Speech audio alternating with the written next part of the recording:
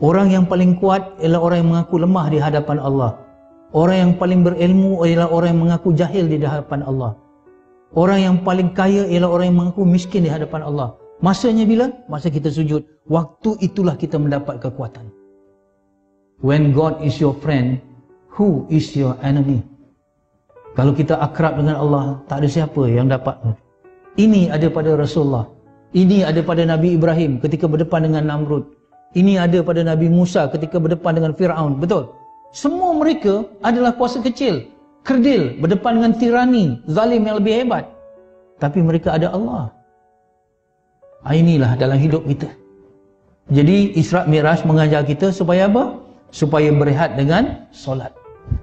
Inilah solat. Saya dah katakan, ya, untuk baiki dunia, kena baiki manusia. Sebab manusia mencorakkan dunia, betul? Nak baiki dunia, baiki manusia.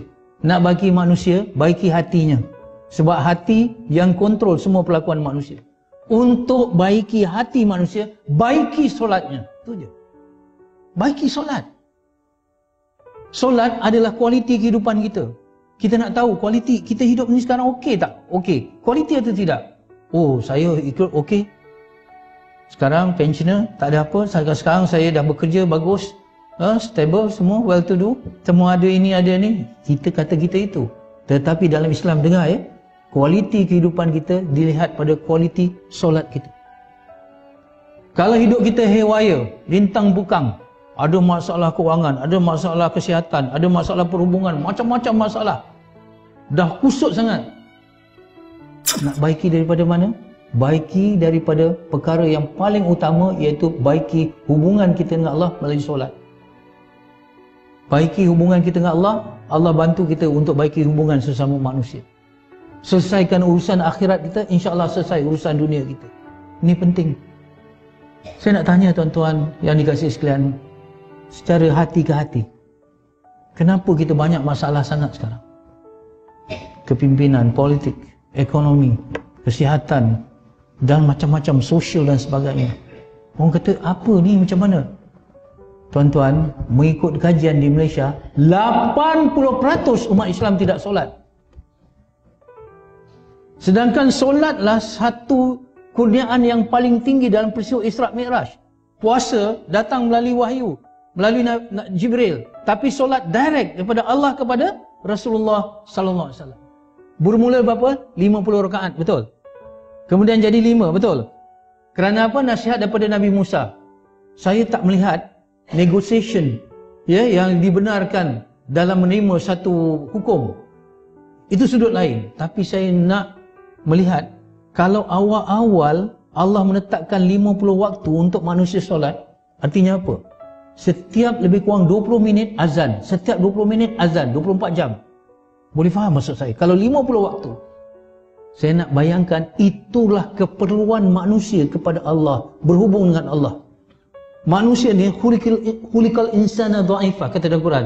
Manusia ni dicipta lemah, keluh kesah. Dia perlu berhubung kepada Allah. Kalau ikut awal-awalnya setiap 20 minit kena hubung, tapi sekarang 5 waktu.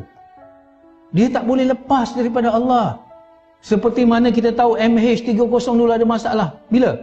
Bila dia lepas daripada radar, bila dia tidak berhubung dengan menara kawalan, kita tahu kapal terbang MH30 ni ada masalah. Boleh faham maksud saya? Begitu juga kita ni kena berhubung dengan Allah seperti mana kapal terbang berhubung dengan menara kawalan. Kalau kita tak berhubung, kita akan terbabas. Kita akan terhempas. Apa dia solat? Dalam surah Taha, Allah Subhanahu wa taala menegaskan, wa aqimus shalah lidzikri, dan dirikanlah solat untuk mengingatimu. Ya? Kita kena ingat Allah. Kita dengan zikrullah ni macam air pada ikan. Tanpa air, ikan akan mati. Tanpa zikir, hati akan mati. Bila hati kita mati, walaupun hardware kita, walaupun jasad kita sihat nampak, tetapi software kita dah lemah.